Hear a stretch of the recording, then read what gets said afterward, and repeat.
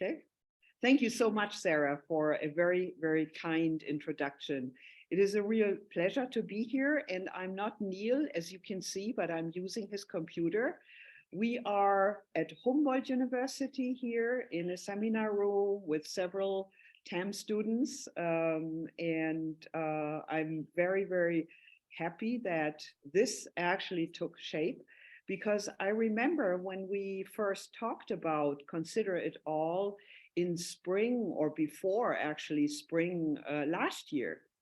And those of you who have taken my class in the TAM course on European integration know that I usually start with the question, what is Europe? And students write short, great papers. And I discovered in 2021, what is Europe? I mean, it's a very difficult question to answer. We have the narratives of the grand theories. You all heard about neo-functionalism and intergovernmentalism and constructivism. But it seems like the academic approach is shifting, and shifting to include diversity in Europe, shifting to include former colonies, and shifting to include some of the early periods when the EU was founded and what are the foundations of the European Union. And so I was very happy to hear about Consider It All, the conference that Sarah initiated last year in spring. And Mia, who's right here, and Neil and Shoban helped to put this together. And it was about the colonial history, post-colonialism, and approaches that we did not study in class.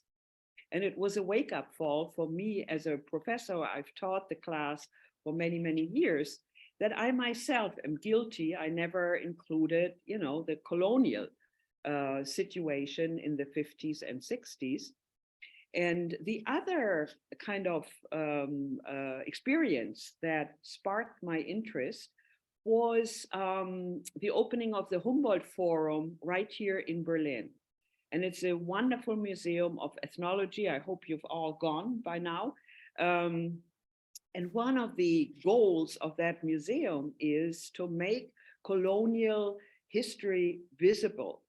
And the boat of Louvre is always the starting point for my lecture now in the fall, when we talk about this colonial history and the way in which we remember or do not remember history of colonialism.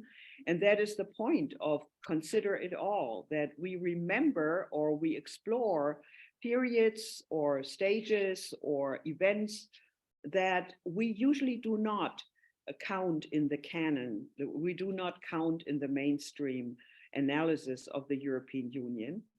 And so I included post-colonialism in my course in last fall at UNC.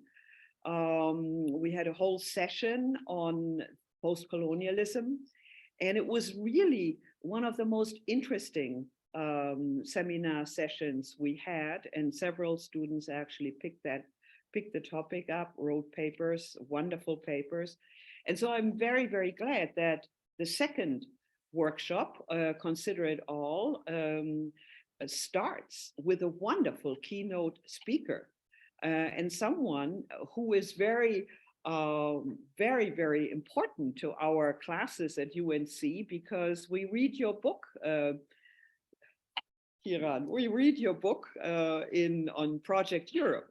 And I would like to introduce our keynote speaker here. I'm very, very glad that he agreed to come to us from Munich, where he is a professor of history of the 19th and 20th century. And he's mainly interested in transnational history, global history, and also comparative history of Europe. And in his book, Project Europe, he has this wonderful chapter, Europe and the World, where he talks about Greenland. Now, nobody in mainstream theory has ever heard about Greenland. And he talks about Algeria, which many of us have heard about, but we would not include it in European studies. So what is the connection here? And we really owe you a lot in terms of thinking along new lines and explore new avenues, how Europe is connected actually with former colonies, overseas territories, and what the struggle of Algeria in particular, but also Greenland, a Danish colony, Algeria, a French colony, the struggle for independence meant not only for these countries, but also for the European Union. So I would like to say a few words about Klaus Kiran Patel. He actually has, when I first met him, we discovered that we have our love for UNC in common. He's been to the University of North Carolina, and he has worked with Konrad Jarosz, who's also here, a dear friend. Hi, Konrad. And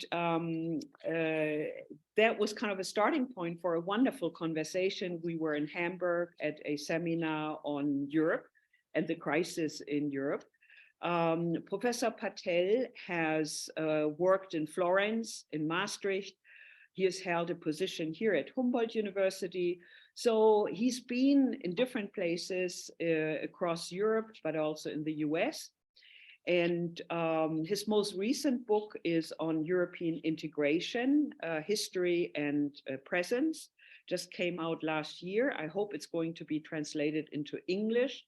We are using Project Europe oder Projekt Europa, eine kritische Geschichte, which came out in 2018. But he has published so many books. I don't want to go into too much detail because we're all excited that you are here. And we will give you about, I don't know, 30 minutes or so. And then hopefully, you know, we have time for question and answers. And the title of Professor Patel's talk this afternoon or this morning is Broadening the Remit of European Studies, the Three Worlds of Thayab Belboab. So you can kind of guess where we are going, to the Arab world, Arab speaking world. And without further ado, I welcome Professor Patel. Thank you. Thank you very much again. First of all, to all the organizers, and I've learned that there are many organizers of this venue, for bringing me to wherever this is, because I think it's in many places, and that's also particularly exciting for this very kind introduction. Again, I would have loved to go to all these places that I like and where I like to meet friends, colleagues, and new people whom I haven't had a chance to meet so far, be it Berlin, be it Chapel Hill, or also Berkeley. Places I've been also to recently, some of them only prior to the pandemic, but also some more recently. Again, I'm glad to be here, and I would like to say that, again, what I'm trying to do today is also an attempt to live up to the ideas that I think you as students have been developing. So it's not a paper that I've given anywhere before. It's something new that I'm trying out with you. And I hope this will work and make sense. And with that, I'd like to share my screen with you. Hope this will work. Let me see if this makes any sense. Does this work? Yeah. Right, great. So let me start. Let me start with a man whose name you've already heard, the man by the name of Thayab Belboab.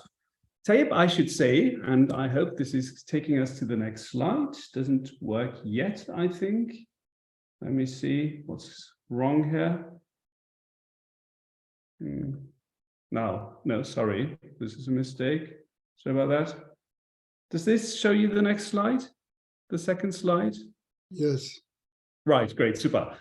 Thayab, I should say, and I will bother you with a couple of details, and you don't have to worry if you can't, remember all of them.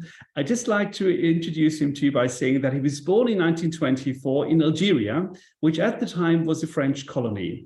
And it is also for this reason that originally he was a French citizen.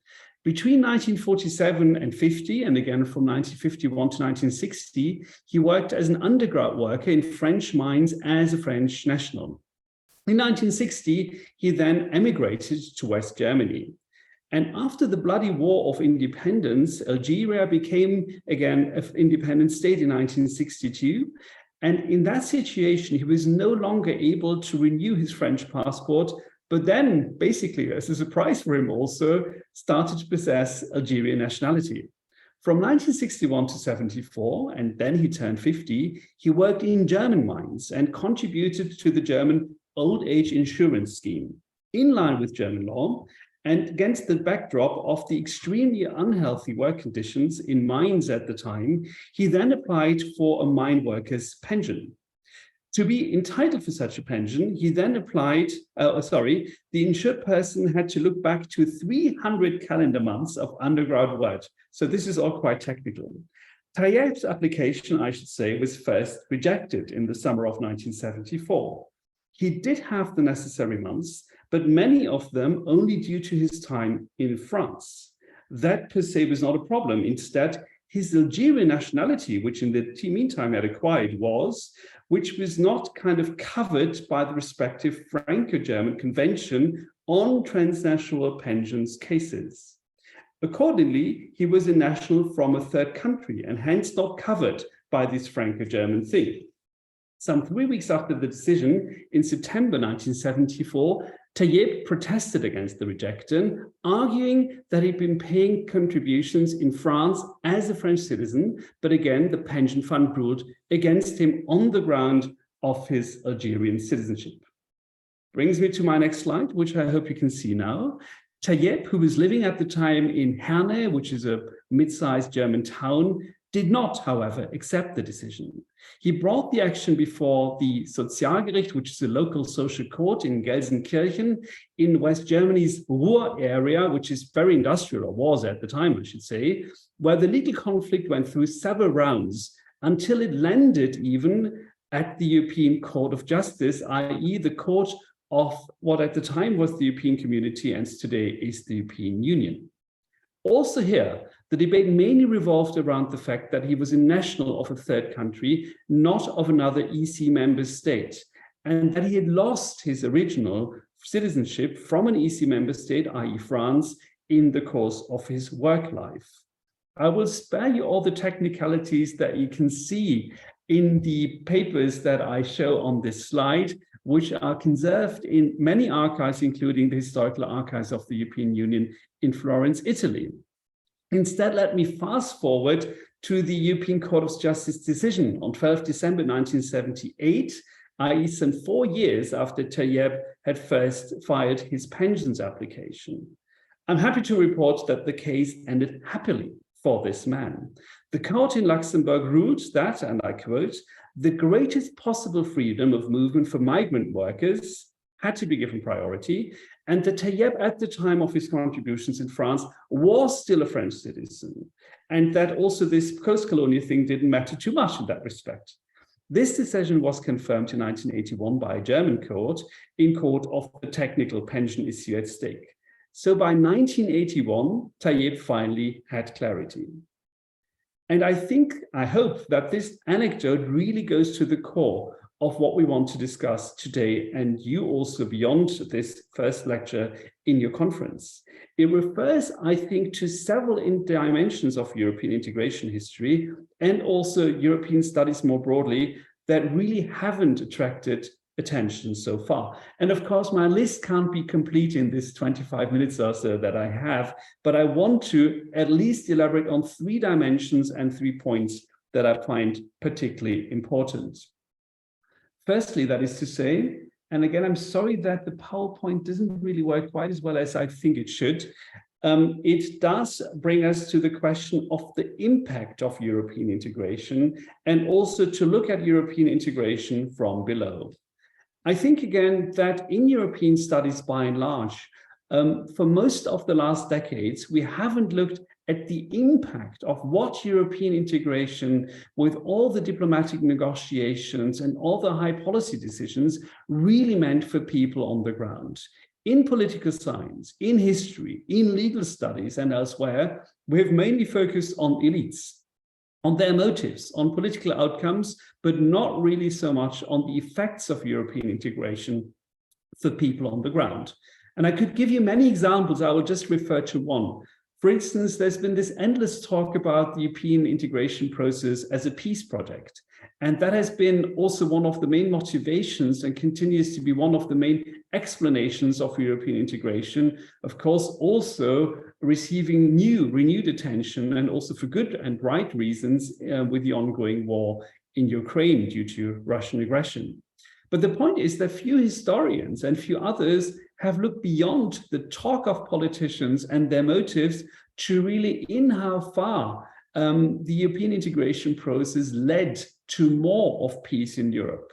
And again, Christiane was kind enough already to mention my book, where I have a chapter where I try to elaborate on this point by looking not so much again on motives, diplomatic negotiations and the like, but rather what this meant for people on the ground, with my argument being that, yes, there was a peace dimension, but it looked different than we've thought so far. It was less peace in the sense of, well, the avoidance of military conflict that the European Union brought about, but rather something else, that it contributed more to social peace between societies and within European societies, also due to long overlooked redistribution dimensions of European integration, and also through the very form of diplomacy that focused on compromise and on finding common solutions of including ever more, if you will, still elite people into the remit of European integration, and thus expanding kind of forms of cooperation beyond the high sphere of diplomats only that had characterized European politics and international politics before. So in a nutshell, in that chapter, and I'll not go into the details here, I argue that yes, there was a peace dimension, but it was different and later than we've thought so far. And I think that this also holds important lessons for the European Union today, including the war in Ukraine. And if you're interested in this dimension, I'm very happy to come back to this point also during the Q&A. Now, again, this was zooming out a little bit. Let me come back to Thayab, because he's the person who is interesting for us. Again, I think by bringing him in, and I would even argue that, if I may address you directly, Christiane, Konrad, you probably have never heard of him. I should admit that I've never heard of him before I started to look into his specific case. He's not one of the obvious big players, if you will, in European integration history. Still, I would argue he is one of many cases of, if you will, normal citizens doing, interesting, but jobs that many millions of people held, for whom by the 1970s, the European integration process started to matter. That it did have consequences for people in their lives, often felt much more indirectly than in the case of Thayab, and this is also the reason why I single him out, but still that it did impact, particularly when it came to questions of work regulation, and due to the prominent role of the common market in this very context. I would also say that, it is not really a surprise that my example comes from the 1970s, because it is really in that very decade that European integration started to have such an impact for European societies, which really I don't really see to the same extent during the 1950s and 60s, but certainly ever since to an ever larger degree.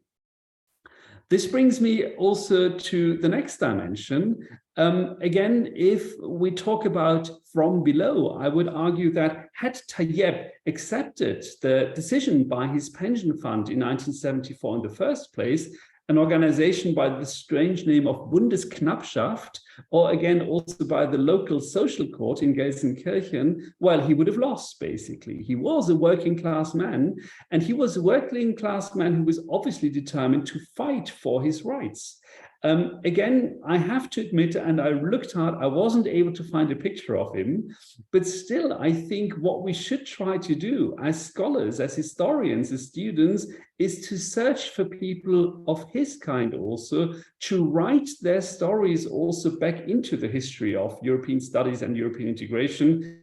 Again, people like Konrad and others also who are with us have also done to a good extent so in their work, but I think there is still a long way to go, also to go beyond the elites that we've been focusing on so much, so far mostly. And I think that there is also certain limits. Let me also be clear about this. So to be honest, I'm not really surprised that the person that I found where I felt I could tell you a story this morning or afternoon, wherever you are, is male, right? At the time, let me remind you, what you had in many European societies was a certain division of labor, whereby you had a clear division between male breadwinner, female caregiver models, and basically, obviously, also no real room for other genders beyond these two. I should also add that male industrial work was particularly well regulated, and mining, which was, of course, very important in the industries of the 1950s, 60s, and into the 70s, was at the heart also of industrial regulation and policies at the time.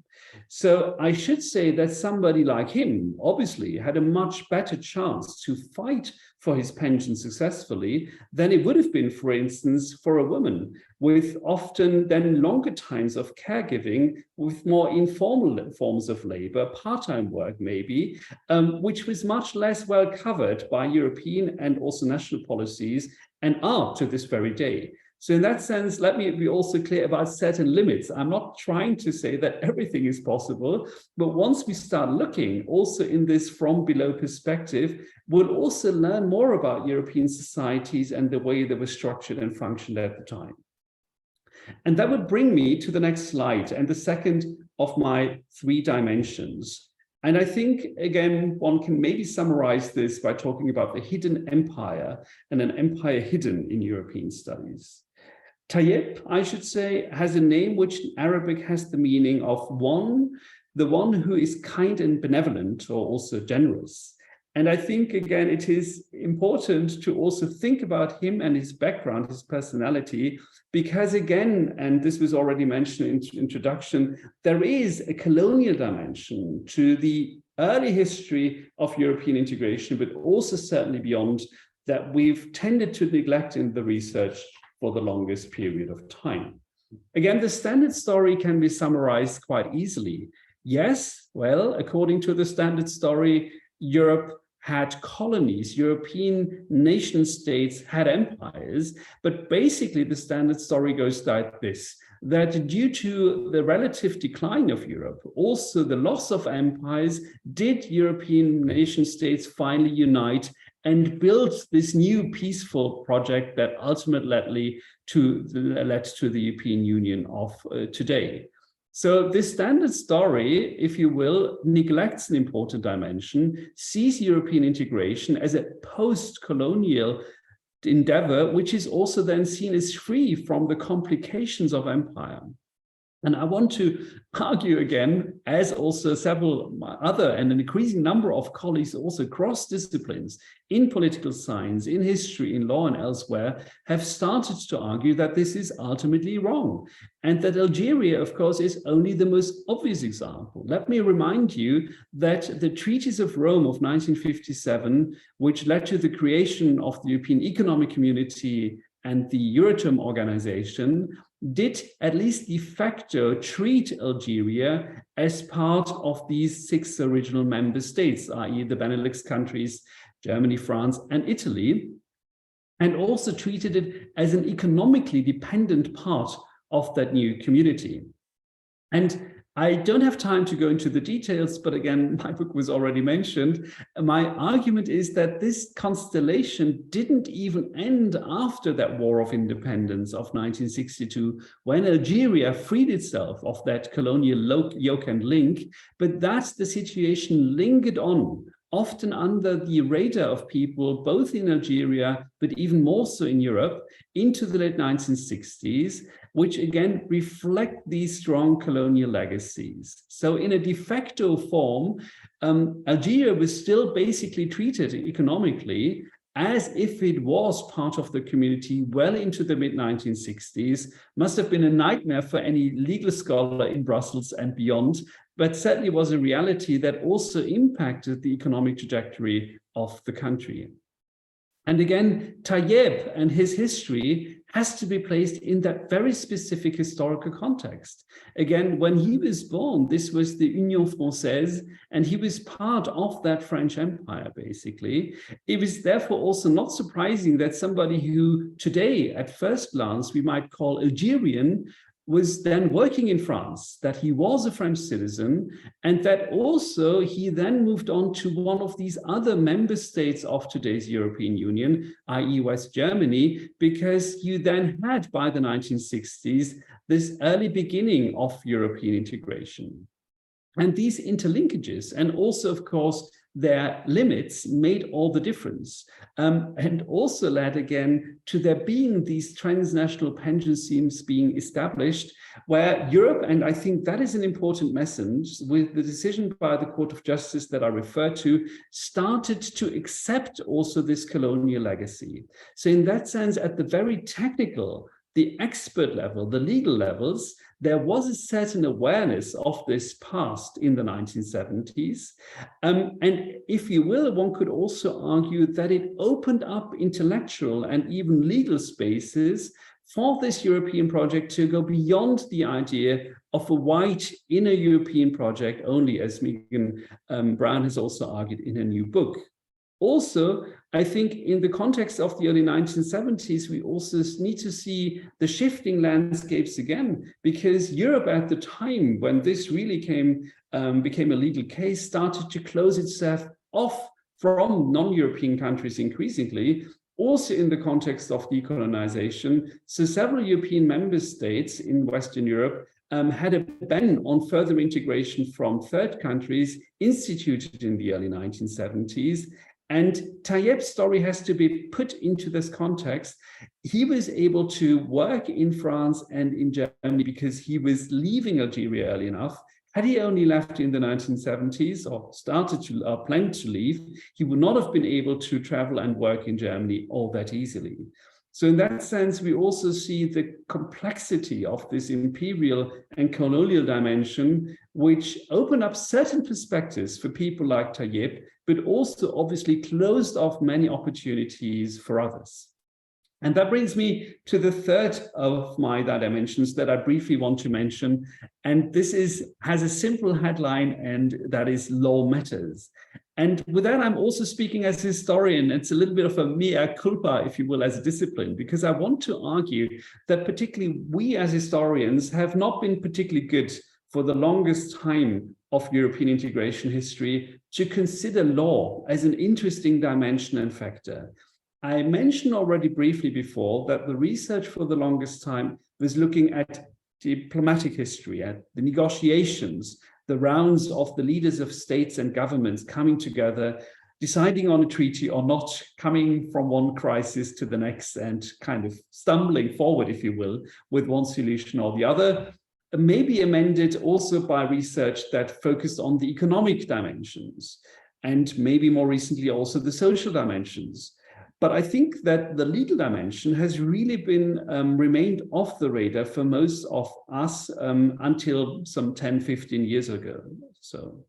And the ECJ, the European Court of Justice, is only the most obvious example why law really matters, because in many ways it was legal decisions taken in Luxembourg that have also impacted the trajectory of European integration in fundamental ways. I can only give you one or two examples. You might know that, again, by and large, European law can break national law. And the point is that this is nothing you would find ever in the original treaties, but was very much the effect of case law decisions by the European Court of Justice in the early 1960s, such as the Van Gent and Loos decision and NL Costa NL decision of the early 1960s.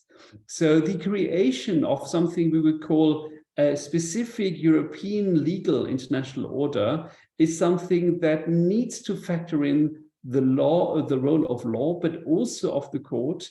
And I also chose the example of Thayab because I think it shows us that there is not just this one court, but what you often have is this whole network and kind of web, if you will, of courts who were also interacting with each other. As I mentioned, Thayab's case was first negotiated in front of a German court, then lifted up to a higher German court, and from there only traveled on to the Luxembourg court. So in that sense, also here, it's not just kind of going from below, if you will, immediately above, but there is many kind of intermediate layers. And I was also mentioning that the ultimate decision, which was crucial for him, which was not the fundamental decision by the court in Luxembourg, but again in Gelsenkirchen that he would get his pensions, means that the decisions had to travel down again from Luxembourg into the German legal system. So again, there was a massive impact of legal decisions and legal logics on the trajectory of European integration. And maybe to just underline this, I would like to give an example also from today, which still is connected to the very story that I was telling you in this presentation, giving examples in these presentations. Again, if I argue that law matters in history, I argue that history also matters for law and EU law today. There is a recent article that I read in preparation for this presentation by a scholar by the name of Rob Cornelissen that argues that this very case, the Belbuap judgment, probably will protect UK nationals who worked in other EU countries to claim their benefits for the time during which the United Kingdom was still part of the European Union. So in that sense, this 1978 long ago ruling by the European Court of Justice has a lasting legacy and is probably impacting key dimensions of the European Union today and also for the years to come.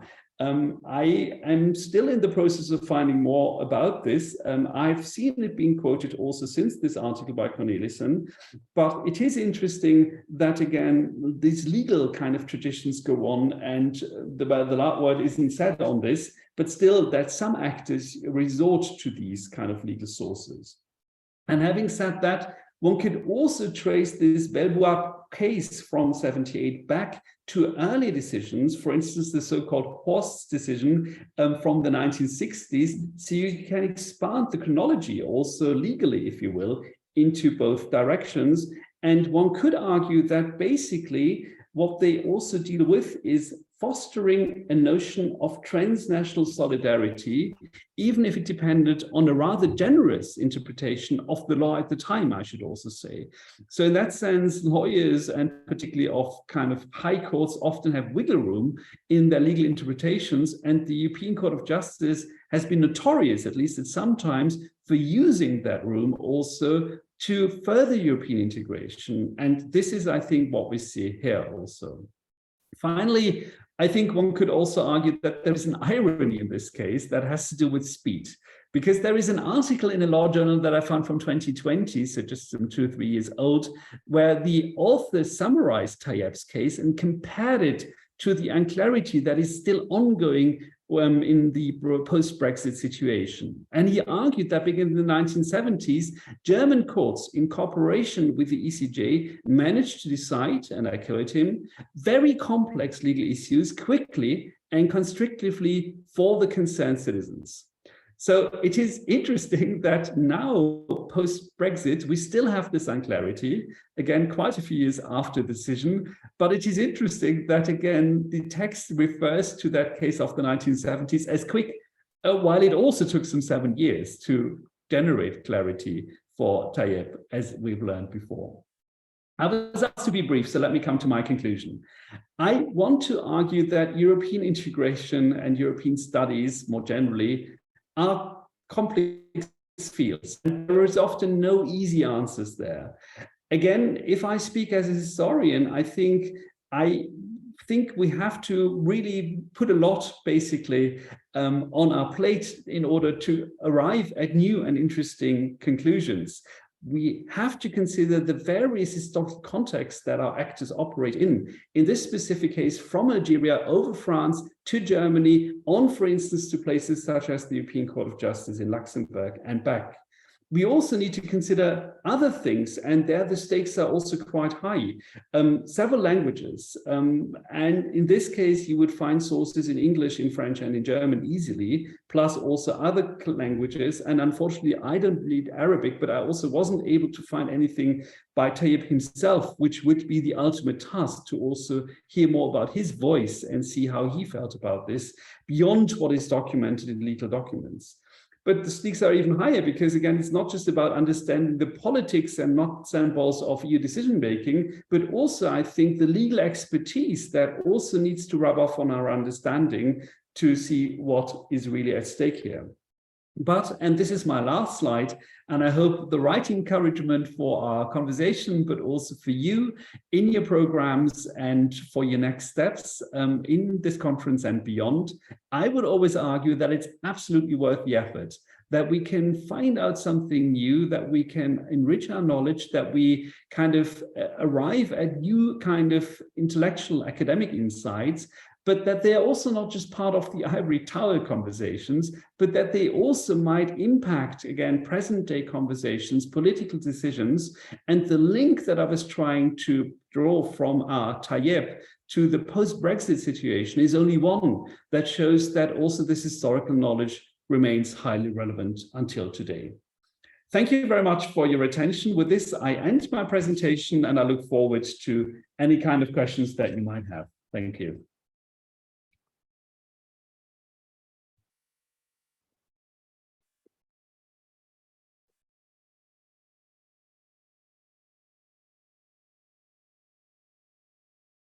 Now, I'm not quite sure how we're going to do this. Is somebody going Thank you so much for bringing the story of Thayab to life for us. Now we are going to take some questions. Brilliant.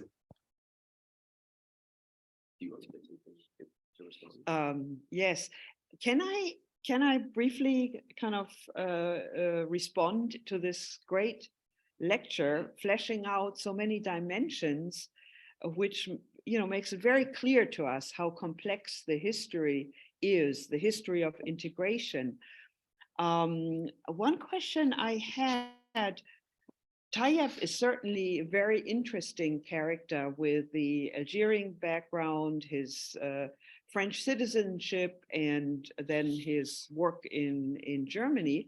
So it's kind of a multi-layered identity, I guess, that he has. I was wondering, I mean, when you look at the 6 founding members of the European community in the 50s, you have France, Belgium, Netherlands, all 3 still have colonies at that point in time, right? And nothing is written about it, really. How did this impact their economy, for example? My understanding is it was very important for these countries. You have the other group of, I think Luxembourg, did it ever have colonies? I don't think so, no. And then you have Italy and Germany. So these are the 6 founding members. Italy and Germany are interesting because they had to give up their colonies, Germany very early after the First World War, and Italy right after the Second World War, being defeated. And it seems to me that memory about these colonies is very different if you go to France or you go to the Netherlands on one hand, and then you come to Germany and Italy. People don't really care about colonialism. It seems like, it is kind of gone somehow. And we only recover it now, the last couple of years, I would say. Whereas in France, I do think, it does play a role in the public discourse. How do you explain these very different forms to remember one's colonial past as part of this post-Second World War project, let's say in France and Germany, to contrast 2 examples here? Do you have an explanation why, it's so different? Britain, by the way, is an interesting case as well, because they have a very lively discourse about colonialism. That would be kind of my question. Sorry. So this is a great question, a very big one, and I fear that I won't have an exhaustive answer, but I'll try at least. I think you're absolutely right that this colonial past firstly impacted all these societies to an extent, and that in quite a few of them it has been neglected, marginalized, maybe forgotten. Maybe on the first dimension, a few words. I would argue that, again, this is a fantastically big field where a lot of new research is still needed. There are a couple of books and projects that deal with this colonial link also in the history of European integration. The Persson Hansen book, Eurafrica, is, I think, the most important monograph in this context. I mentioned briefly Megan Brown's new book on Algeria, the 7th member state, that came out last year.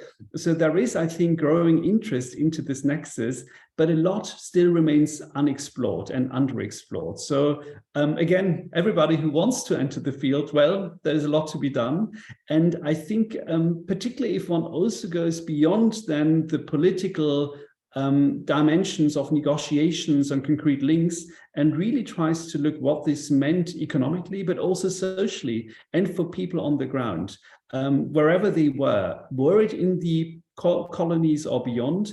Again, for the former colonies, there is also very interesting research by people like Van Geritz, who has really showed also how African leaders, for instance, like Kwame Nkrumah, were very vocal in talking about the inconsistencies and also the kind of double standards in European integration already in the 1950s and 60s. So in that sense, those voices were marginalized in Europe. And I think what we certainly see is that Europeans were very, well, reluctant to hear about the moral double standards they were applying in all their talk about human rights and also fair trade and free trade, which was, again, not really what they were living and doing. And there the colonial dimension is only the most obvious example. Only one last addendum to this dimension. Marco Duranti has, for instance, shown that in the Council of Europe, this earlier and separate organization to this day, which was already in the 1950s busy with dealing with human rights, it was in the definition of human rights that explicitly excluded the colonies. So there was a very clear kind of racist kind of line separating Europe from the then still or former colonies. And again, that also there, people in the colonies and former colonies were very critically, rightly so, but that didn't really reach many Europeans because they were also reluctant to hear these things. Now, on the other dimension, how countries have dealt with this. Again, a long answer would be necessary. The short one would be, I'm very glad that you went to the Luftboot in the Humboldt Forum, because it is one of the most interesting, I think, objects that shows that also Germany has a very complicated and problematic past. Götz Ali has been very vocal about this dimension, and we could discuss this for a long time. I would like to say that, of course, in countries like France and the Netherlands, Belgium, and then later also the United Kingdom after entry in the 1970s, of course, it was always, if you will, more difficult to neglect these dimensions, also due to post-colonial dimension. And thinking of my own family that migrated from the British Empire, if you will, mostly Africa in this case, and some of them also from India to England, well, there was just this presence that also, if you will, white British people couldn't overlook so easily. But I think we should also be clear about the fact that also in France, for instance, there were big efforts to forget about the complicated and the violent dimensions of these processes of decolonization. There was, for instance, this, what is in French is called the Bataille de Paris, where several hundred men were killed, Algerians, in the city center of Paris. And this was only again becoming more visible in public discourse in the 1990s and 2000s. And before that, also that very violent chapter in decolonization history was long forgotten. So I would argue the closer we look, we will see that each of these countries, West European countries, has a very complicated history in dealing with these legacies. And that it takes also renewed efforts by young scholars, by activists, to keep these dimensions alive and to bring them more into public discourse. I would argue, and this is the last sentence, that in the kind of scholar discussion, we by now know quite a bit, but often these findings don't really reach the broader audiences, and that remains part of the problem. Thank you very much. This was a great, inspiring answer. We have two questions here on the Berlin side, one by Neil and one by Mia. Sarah, do we want to proceed and hear two questions on the Berlin side, and then maybe you have questions on the UNC side? Yes, let's start with the Berlin.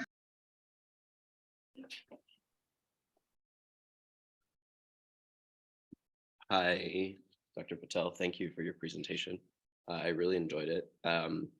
And I'll keep it really brief because actually we've already kind of talked about what I was going to ask. But last year I did a presentation with Mia and Siobhan based on Hansen and Johnson's article about Eurafrica. And then recently I've been reading their book that was published in 2014. But when we did the presentation originally, I almost felt like I wasn't sure whether any of it was real, because their work was so detailed and there was so little other research when you looked up the word specifically Eurafrica. And we don't have time to go into that essentially, but it was a really prominent concept. And as I've been reading their book, I've been realizing how much that idea of Eurafrica influenced integration. But I had this moment that I wanted to actually share with everyone, and I think it fits really well, which was when I first arrived in Berlin, I went to a flea market. And at the flea markets, they sell old copies of Der Spiegel. And I wish I'd brought it with me, but I forgot, but I have a scan on my phone. And this is the cover photo of Der Spiegel in 1957. And even this isn't in Hansen and Johnson's article, but I just stumbled across it, and it's President Bourguiba of Tunisia. And it's an interview. The cover story is an interview with him. And at the base of here, you won't really be able to see it, but it does say, Eurafrica stirbt in Algerien. And I think for me, this was this moment of realizing like Eurafrica was a cover story worthy topic. And it is now almost non-existent in historical literature. My question was going to be just, to what extent do you see the word Eurafrica getting used increasingly in discussions of colonial relationships with European integration? But we kind of did already talk about it. I just wanted to add that. Thank you. Yeah, I think, thank you so much for sharing that source with us. I have to admit that I haven't seen this myself either. I think, again, the Hansen book is a key reference in this context.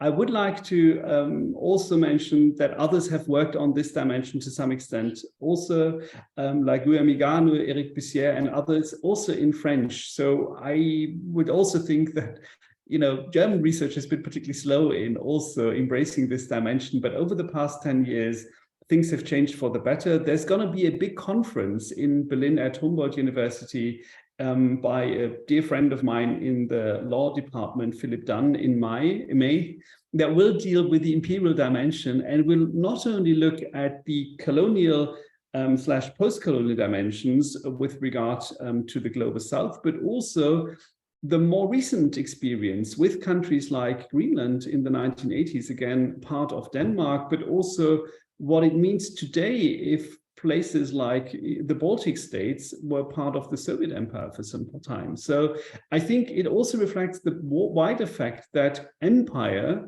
in historiography and also in other disciplines has for long been marginalized, right? It's been particularly the past 10 to 15, 20 years where we've seen more how big the history of empires has been, not only in the 19th, but also in the 20th century, and how much its legacies continue to play a role. The term Eurafrica is older than the post-war period. I like showing my students this 1923 book by this Richard Count Coudenhove-Kalergi, Pan-Europe, published in 23, with his map of Europe, where he also argues that the colonies of continental European countries should be part of Pan-Europe. And that, of course, is one of these colonial fantasies that for very good reasons we find so problematic today. And it is interesting because Coudenhove-Kalergi was very much fighting the anti-Semitism of the time. He had a Japanese mother, so he was much more cosmopolitan and open in many ways than most of his contemporaries. But when it came to racism, he was very much, if you will, mainstream and highly problematic. So in that sense, all these complications, I think, deserve much more attention. And while also the Euro-Africa book, I think, is quite good in dealing with the early post-war period, we still need to know more also about more recent periods and how that legacy kind of continued to linger on, I fear, to some extent. I fear that Euro-Africa didn't really die fully in 1957, even if, of course, the pushback from African actors and in Asia and elsewhere, fortunately, was becoming bigger, and they had a bigger say in these relationships. Okay, I also have a question. Hi. Can you hear me? Yes. Yes. Okay, cool. So we've talked a lot about the gap between what Euro-Africa really is and the impact it's had, and kind of the need for it to come more into the public consciousness.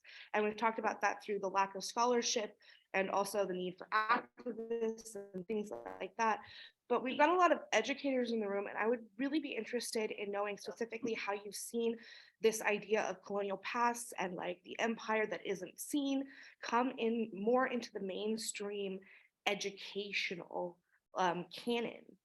And what kind of progress you've seen on that, because you're talking about the lack of scholarship, and we've only seen kind of it enter the national consciousness or international consciousness in the last decade or 15 years, I think you said.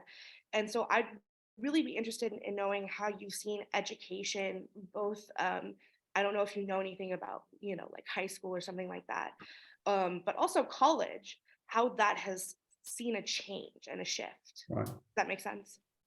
Great question. I think, again, if I hear that at UNC, kind of you are also starting to rethink your courses and bring this dimension in, that is already a great answer to the question. I think what we see is that often it takes longer for mainstream and, schools to also embrace newer dimensions in research and also the more problematic dimensions about the past. Also, not only being a scholar, but also father of three and seeing what my kids are being taught in school, I'm sometimes shocked when it comes to what they're being told about Africa, but also about the history of European integration, because it in no way reflects what we as scholars would be discussing today. So I think what we need to do is also go beyond our ivory tower, if you will, and try to talk to people beyond academia about the new findings, to hopefully kind of make this knowledge also available to broader constituencies and an impact. But I think to be realistic, we also need to know that this will take time, and European integration is then still a niche because it's also in many countries not very well taught, either in universities or colleges, nor in high school. And it's somewhere between disciplines. So again, I think history has developed the sensitivity for the colonial/post-colonial imperial dimensions. But again, I think that other countless disciplines are somewhat slower. So I don't want to talk about law as a non-law professor, but I would like to quote what my friend I mentioned before, Philip Dunn, says, that this discussion is only entering the debate in legal studies as we speak, basically. So the conference that they're putting together there in Berlin is going to be one of the first, and there is also several others in 2022-3 that will look into this from the perspective of legal expertise. So I think, again, a lot of research is still needed, and it will take time, unfortunately, before it will impact also debates beyond this to a larger extent. Thank you. Welcome. Okay. We certainly have a couple of more minutes, I guess, think that's to what's taking hear the more questions. Sarah, do you have questions on your end? How do I unmute?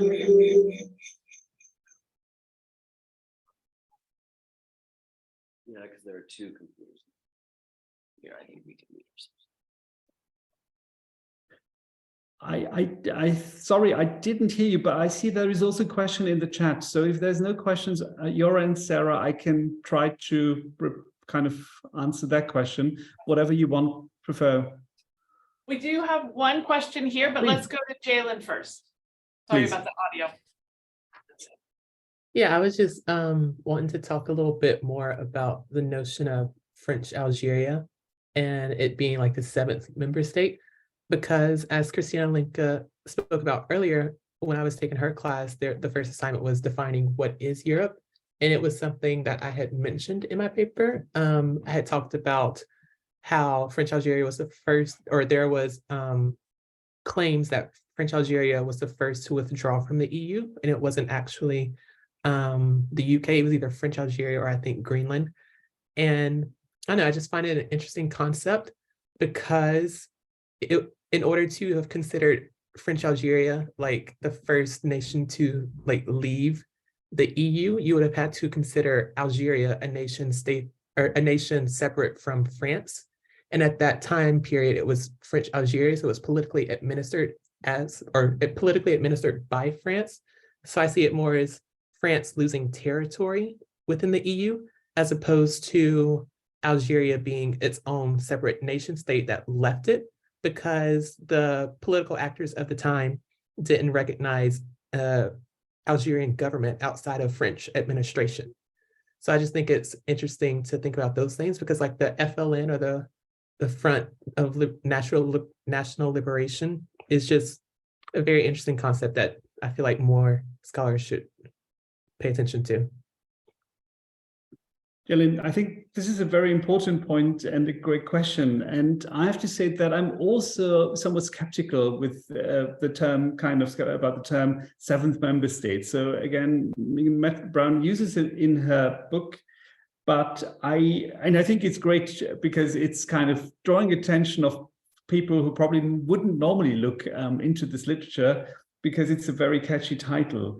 And we had an online book discussion about this several months ago and also discussed this title critically. Again, I think what I like about the title is that it shows that something else was going on beyond the 6 countries that we tend to focus on. And beyond that story of ever wider union, ever closer union, but also more member states joining, powers of the union deepening with Brexit as the first rupture.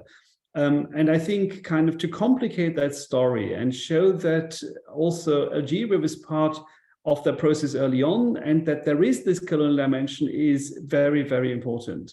What I find somewhat problematic with the use of this term member state is that it implies kind of as if Algeria was, again, a sovereign state and also itself deciding to be part of this project, which emphatically was not. And again, it was absolutely also affected by decisions taken in Brussels and by the member states of the six EEC member states. But again, it had no say at in moments of decision making. And hence, I think, you could almost argue that the notion of seventh member state is apologetic because it doesn't really also make these power imbalances transparent to readers. So again, I'm not using this term myself. I think probably we need still a different, maybe a slightly more sophisticated language to also unearth these links and what it really meant for Algeria to be part of this experience. We shall not forget the several 100,000 Pieds Noirs. So these are these settlers from France, but maybe also from Italy and other European countries who went to Algeria as part of white settler colonialism, basically, and who were, of course, often part of the ruling elite then prior to Algeria's independence. Many of them left then the country and went, and this is with quotation marks, back to France. Many of them had never lived in France before, so that is also part of the complicated story. But the majority of Algerians obviously were never really asked and really didn't feel at home in this Union Française. So in that sense, I think what we really need is these fine-grained analysis into the direction which you were also pointing to see what was really going on at the time and to complicate the story, certainly beyond the EU as only a success story of peace and prosperity in Europe. But also, on the other hand, I think sometimes there is a tendency to see this moment of Algeria still in as a potential new direction that could have led to a transnational form of solidarity beyond a wide Europe, if you will.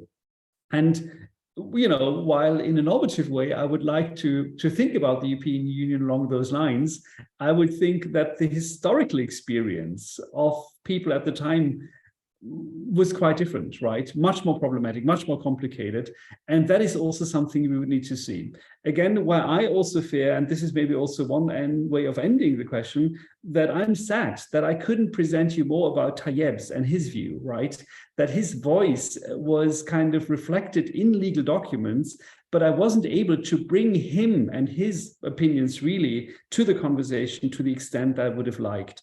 Again, that is part of the frustration that we as historians sometimes have to live with.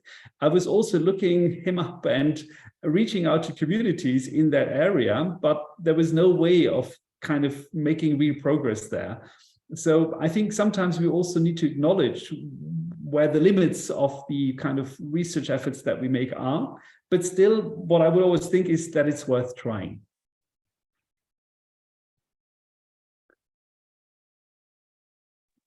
And just to add to your point about research about Thayab, if you know of any sources or come across anything that is written in Arabic, I'd be interested to read it or give it a try and to better understand it.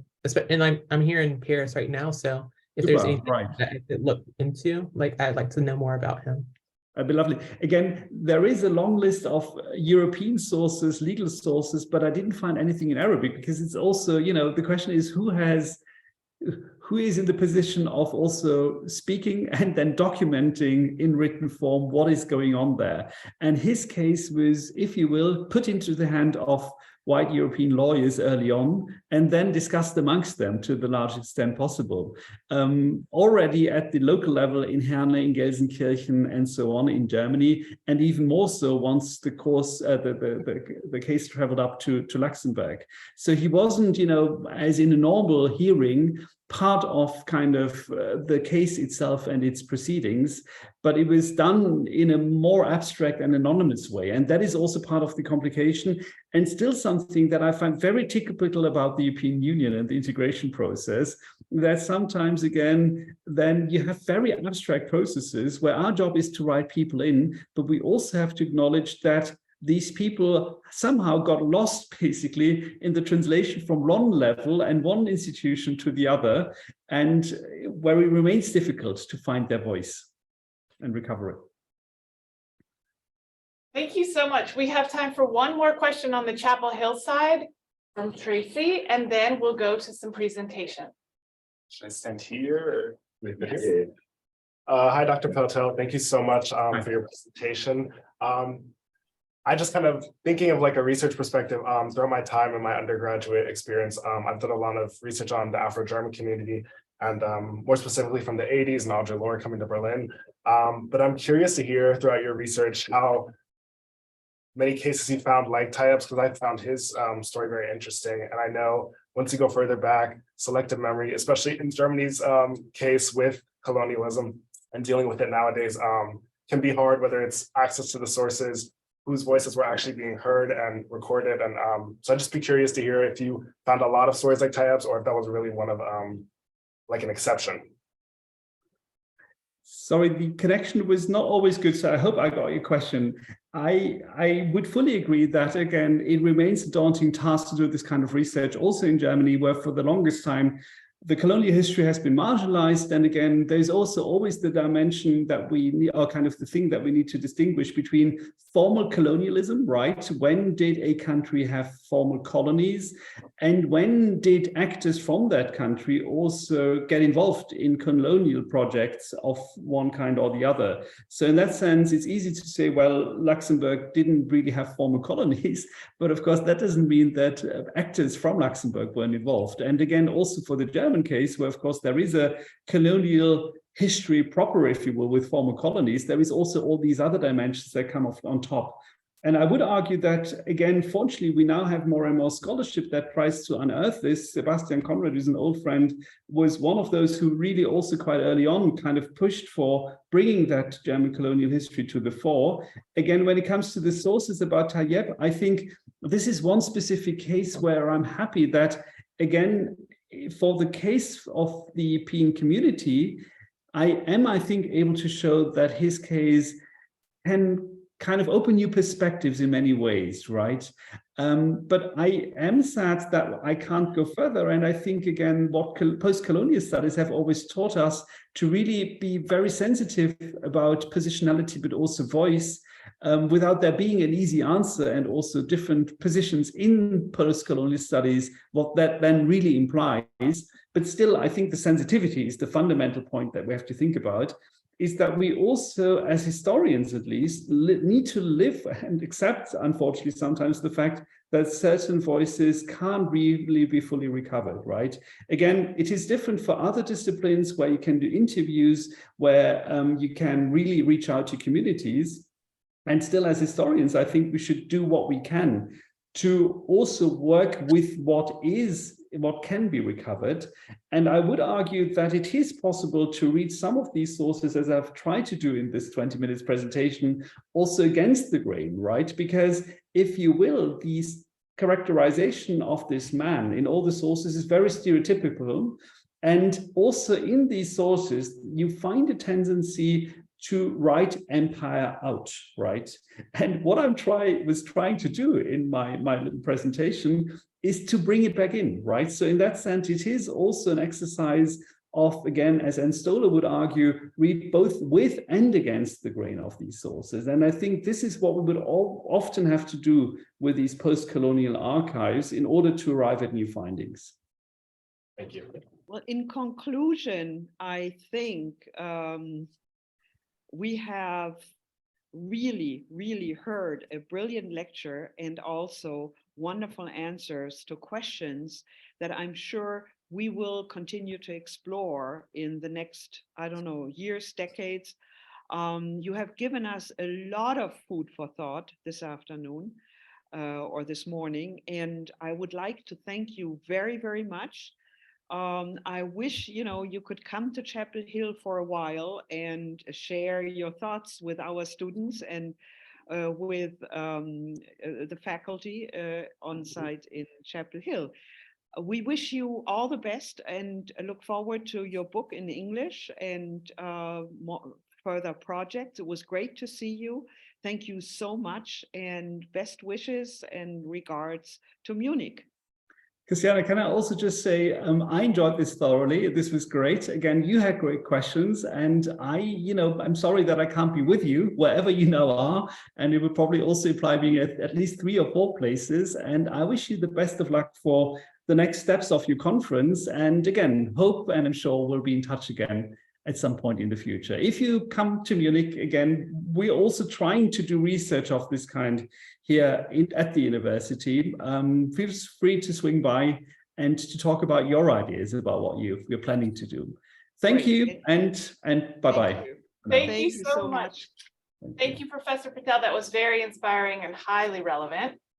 I'm going to turn it over now to Kate Small, who is a current PAM student, and she is going to introduce 2 of her classmates